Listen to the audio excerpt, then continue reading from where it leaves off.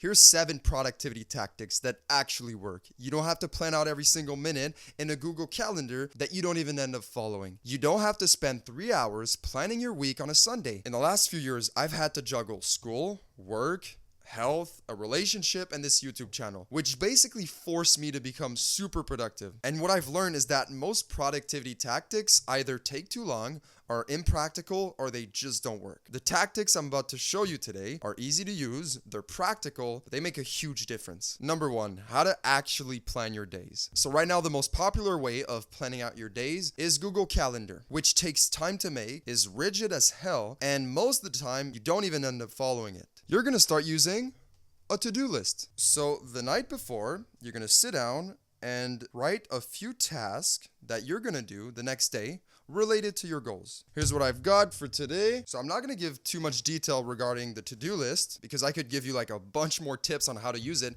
For now, just start using it. Just start writing a few tasks related to your goals. The point of a to-do list is just to know, okay, where are my precious hours tomorrow going to go? Because if you can't answer that question, you're not doing it right. But what's fun about this is that you know what you're gonna work on, but it's not as rigid as a Google Calendar. So if you're not using any time management tool right now, start with this. So how do you go about completing each task, right? In practice, what does it look like during the day? This brings us to our next tactic. Guys, just a quick second. To celebrate the launch of my new school community, I am challenging you to a 7-day focus and execution challenge where every single day I will send you a new challenge, pushing you out of your comfort zone, teaching you certain important lessons to mastering the art of focus and execution. Just this 1-week challenge, I'm telling you, will make you more productive than any video you could watch on YouTube, including mine. So accept the challenge and click the first link in the description.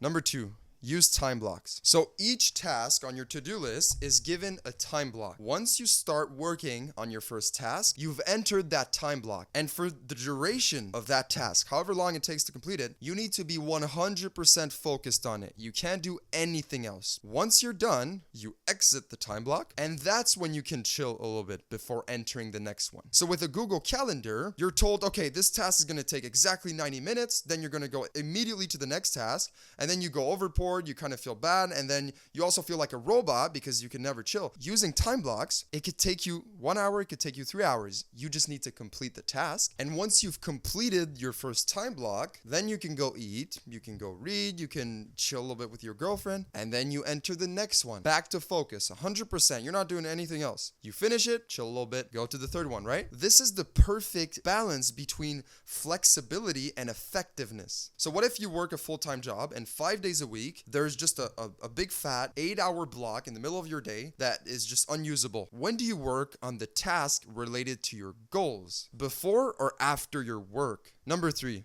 do your deep work before your job, not after. So your full-time job is most likely there to just pay the bills for now. But through that, you should still strive every single day to complete at least one task related to your true goals. So most people will go to work, they'll come back home, eat dinner, and then they'll actually sit down to work on their business. This is a big mistake. Just think about all the stuff you already have to do when you come back home. Adding your most important task of the day to that mix is not the best strategy. Here's 3 reasons why you need to grab that task and do it first thing in the morning. First of all, if you have to wake up earlier to do the task, then you're going to go to bed earlier, right? And let's be honest, what do you do 1, 2, 3 hours before going to bed? Usually pretty unproductive stuff. So by waking up early, you're cutting into that unproductive, sometimes harmful time. You're not going to go out as much. You're not going to play as many video games. You're just going to go to bed. Number 2, you get it out of the way first thing. So instead of like all day thinking about it and maybe even dreading it, you do it first thing and then you're free to enjoy your night. Third reason is you have the most amount of energy, right? So the quality of the work that you produce is going to be higher.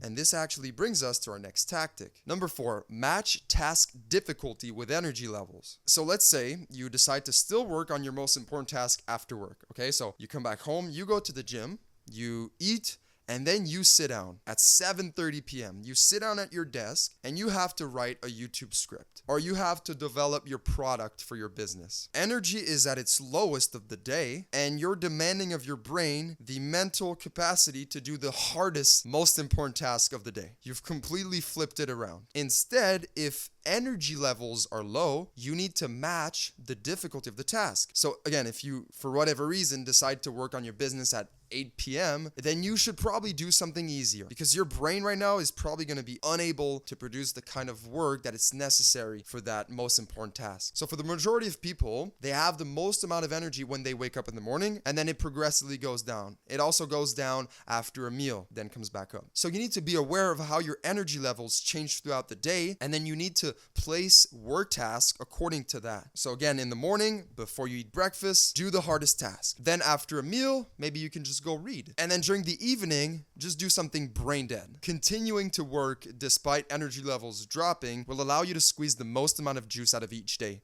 which brings us to our next tactic. Number 5. Batch activities together. So let's say you really want to watch a sport. Hockey in my case, I'm a big fan. But you kind of feel stupid watching a 2.5-hour game, especially when your team loses. So a way to feel like I've not wasted that entire 2.5 hours is actually to do something else while watching the game. So there are some tasks related to your goals that you can do with less focus while being distracted, for example. So what I started doing is researching for YouTube videos while watching movies or sports. If you want to spend time with your girlfriend, but you also said you were going to read more, then why not read together? Go on the couch, cuddle, and get through that damn book that's been sitting on your bookshelf for a month. Some activities can be done at the same time. It's just about choosing the right ones. Obviously, don't do a really hard task while being distracted. This allows you to do enjoyable things like spending time with your girlfriend, watching movies, while also being productive. Number 6, set deadlines. So back in high school or college, whenever you had a long essay to write and the deadline was coming up, you suddenly became the most productive person in the world. This is because pressure of the upcoming deadline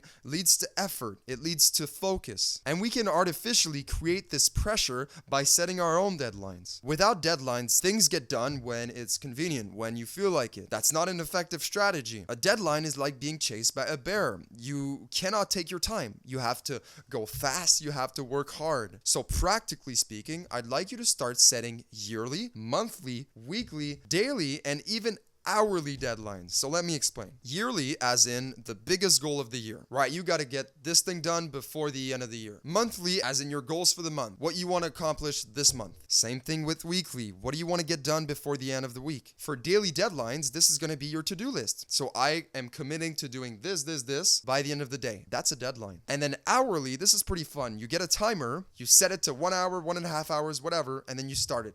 And then you've got this task and you commit, you try your best to get it done before the end of the timer. This is going to create focus. You can't start messing around being distracted. You got to give it 100% of your focus and effort. Number 7, use the 10-6-8 rule. So I'm all about working hard even when it doesn't feel good, but I also recognize the importance of sustainability. The best strategy in a marathon is not to sprint. So here's my rule to make sure I can work effectively without burning out. No more than 10 hours of work per day. You really don't want to go above 10 hours of work because first of all, the quality of your work will drastically decrease and you're taking time away from taking care of yourself, right, with the gym and spending time with people you love. No more than 6 days in a row. So you can't work more than 6 10-hour days in a row. My philosophy here is that you need something to look forward to. So from Monday to Saturday, I'm working 8 to 10 hours, right? I'm working hard. And then I think about Sunday afternoon because in the morning I'll work 2-3 hours, right? It's Sunday today. But this afternoon, I'm going to go chill with my girlfriend. And I look forward to that all week. And then no more than 8 weeks in a row. So assuming you've been working 6 10-hour days per week, for 8 weeks in a row, you need a break. If you work less than 10 hours, right? Let's say you work 6 days a week for 8 hours,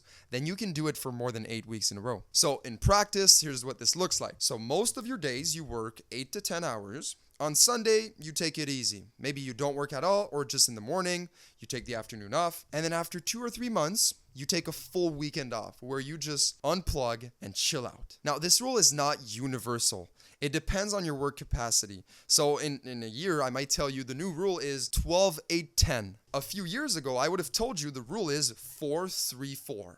Unable to work. The point is, you need to be aware of how far you can push it before you burn out and then just stay on that edge, right? Don't go past. That's how you make it sustainable while still making amazing progress. So I've just shared with you 7 tactics that will actually lead to productivity. Now, productivity doesn't always feel good. So watch this video if you're still stuck in the mindset that productivity should feel good. This is going to show you the truth.